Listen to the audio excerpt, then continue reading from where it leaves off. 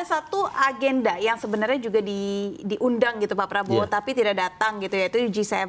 Kita tahu hubungan Pak Prabowo dengan US itu baru sebatas telepon. Ketika Pak Prabowo dipilih menjadi presiden juga pengucapannya lewat telepon, tapi sepertinya belum ada pertemuan langsung yang bermakna, yang memang sifatnya bilateral, yang membicarakan tentang isu-isu geopolitik besar gitu. Apa yang sebenarnya terjadi gitu? Maksudnya di G7 kan seharusnya pertemuan itu mungkin bisa terjadi gitu kan? Loki kali. Ya, ini memang cukup sulit yang memutuskan mungkin ya ketika ada dua undangan di waktu yang bersamaan. Satu sisi memang G7 punya pengaruh ekonomi global yang sangat besar ya. Mereka bisa dibilang negara-negara pentolannya ekonomi dunia lah gitu. Di situ ada Inggris, Amerika, Prancis, Jepang gitu. Dan apalagi Pak Prabowo belum pernah bertemu ini Presiden Trump ya. Yang ketika Trump dilantik, di situ Pak Prabowo mungkin mengungkapkan ada keinginan untuk bertemu dengan Presiden Trump, dan ini momennya. Tapi akhirnya Pak Prabowo memilih untuk menerima undangan dari Rusia Putin dan Singapura. Betul, untuk menghadiri pertemuan di Rusia ya, di Moskow dan Saint Petersburg ya. Mungkin baru-baru ini memang Indonesia baru bergabung jadi anggota penuh BRICS ya, di mana di situ Rusia menjadi salah satu negara utama. Bisa jadi itu salah satu alasan Indonesia lebih memilih Rusia, menerima undangan Rusia dulu lah gitu, untuk datang bertemu dengan Putin. Apalagi di situ Rusia menjadi salah satu negara utama di BRICS.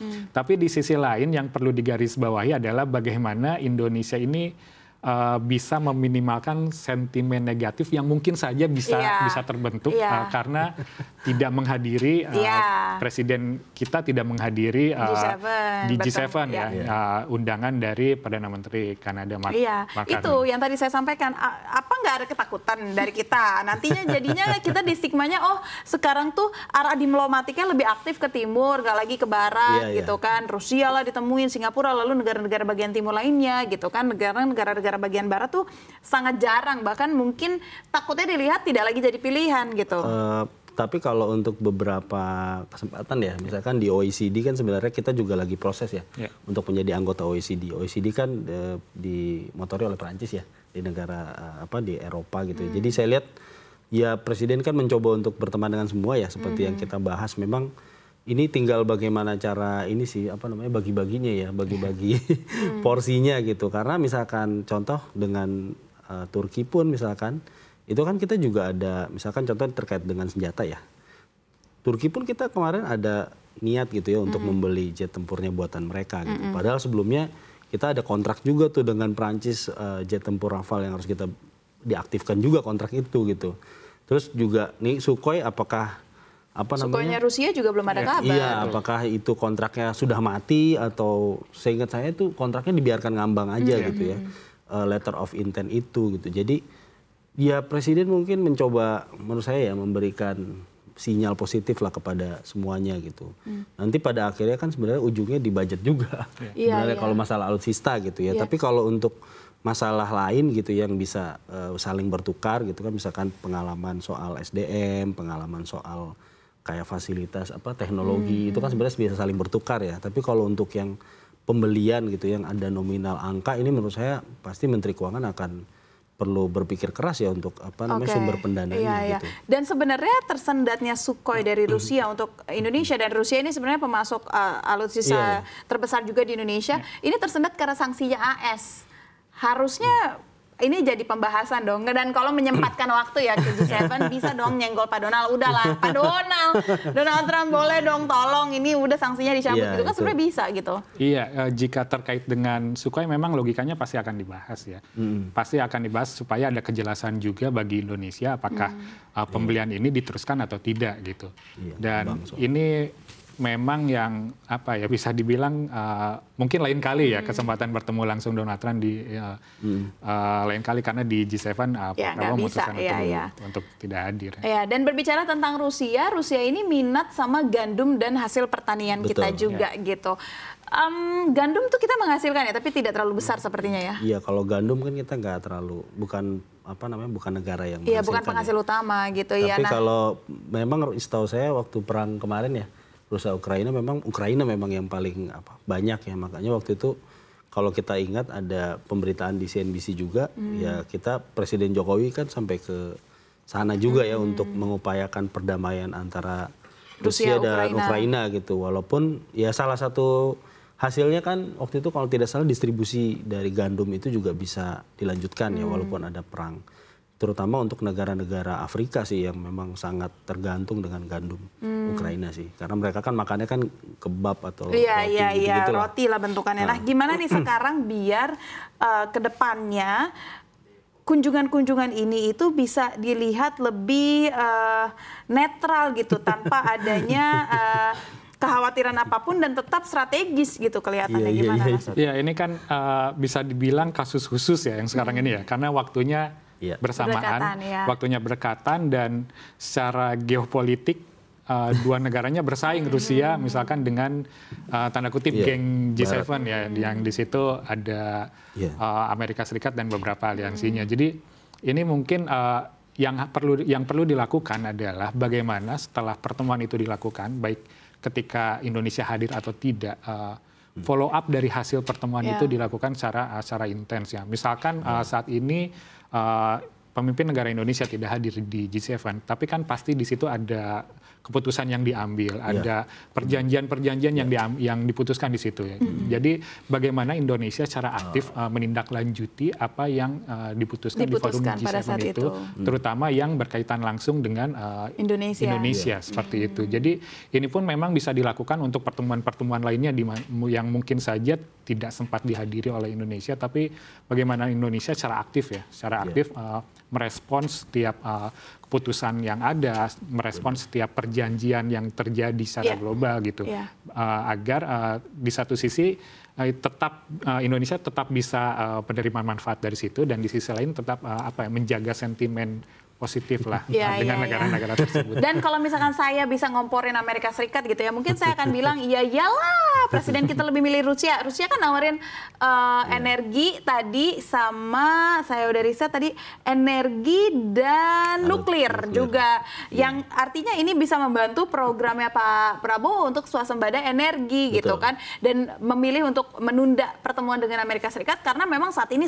sedang di tengah negosiasi juga gitu. Jadi belum ada kepastian apa-apa, jadi kayak entar dulu deh biar negosiasinya kelar dulu, ya nggak sih? Dan Rusia juga kan sebenarnya saya ingat karena Saf sudah nyinggung soal nuklir, kemarin kan juga Menteri SDM ya sudah mengumumkan juga rencana usaha penyediaan tenaga listrik, dan di mana di situ kan ada rencana pembangunan PLTN ya, pembangunan pembangkit listrik tenaga nuklir di Sumatera dan Kalimantan ya kalau tidak salah gitu. Jadi dan yang setahu saya yang memang banyak aktif itu memang Rusia ya untuk aktif melakukan pertemuan-pertemuan lah sebenarnya dari perusahaan Rusia, Rosatom kalau kita baca itu juga udah beberapa kali ya, mungkin Luki juga pernah menulis beritanya juga gitu waktu di Des Energi dulu. Jadi ya yang paling konkret memang untuk ini ya Rusia gitu, karena Presiden mungkin mau mencoba mengurangi penggunaan BBM ya, udah berkali-kali kan juga beliau sampaikan gitu.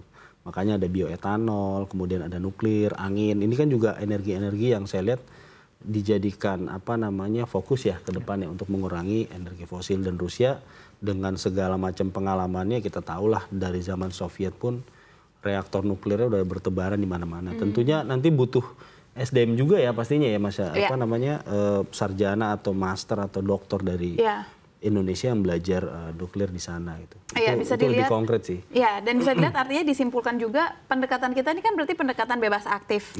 Nah, gimana caranya pendekatan bebas aktif ini bisa dioptimalkan untuk menjadi daya tawar kita, khususnya di isu-isu global saat ini ke negara-negara ini? Kalau bicara dengan sebagai bebas aktif ya, tentu Indonesia di sini berperan sebagai jembatan ya. Ketika ada konflik, Indonesia bisa masuk di situ. Ketika ada misalkan saat ini yang sedang ramai perang dagang juga gitu, Indonesia bisa menempatkan diri, misalkan melakukan negosiasi dengan Amerika Serikat, misalkan yang saling menguntungkan lah. Jadi sebenarnya di satu sisi memang bebas aktif itu positif ya, ada baiknya. Tapi di sisi lain ini memang jadi agak-agak nanggung sih sebenarnya ya. Misalkan ketika dunia mulai terpolarisasi gitu, negara mulai konflik satu sama lain, ini memang agak menantang untuk Indonesia.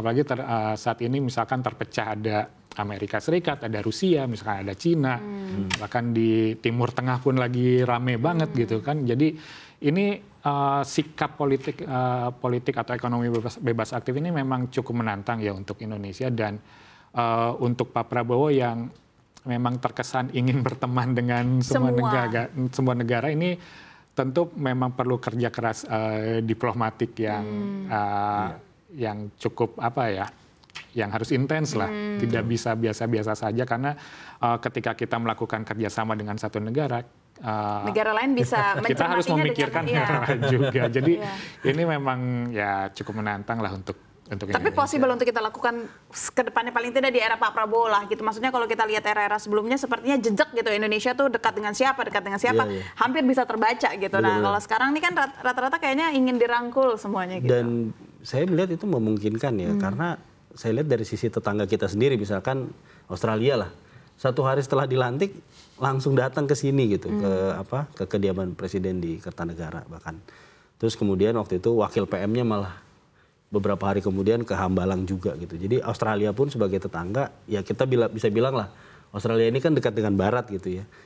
Terus juga sekarang dengan Singapura, ini kan tetangga-tetangga yang sebenarnya kalau kita baca mereka lebih afiliasikan lebih dekat ke Barat sebenarnya. Jadi Presiden saya melihat mencoba mengambil keuntungan gitu ya dari beberapa sisi. Misalkan dengan Australia kan sekarang kampusnya beberapa udah buka di sini gitu loh. Tapi misalkan sebaliknya mungkin ekspor mobil kita dikasih bea nol ke, sebenarnya ini beberapa perjanjian yang udah diteken juga ya di era Pak Jokowi ya. Jadi saya lihat Presiden mencoba menyeimbangkan semua ini gitu, baik dari sisi ekonomi, politik, geopolitik, bahkan sampai mungkin sumber daya manusia gitu. Karena saya baru ingat juga tadi di Singapura kan juga ada soal caregiver ya, bahasanya mungkin karena di Singapura kita tahu juga populasinya semakin menua gitu. Sementara di Indonesia kita tahu juga bahwa banyak banget perawat kita yang sudah bekerja di Jepang, kemudian di Singapura juga ada setahu saya. Jadi memainkan ini sih bagaimana itu orkestrasinya memang harus harus cerdas ya, agar tidak jadi bumerang ke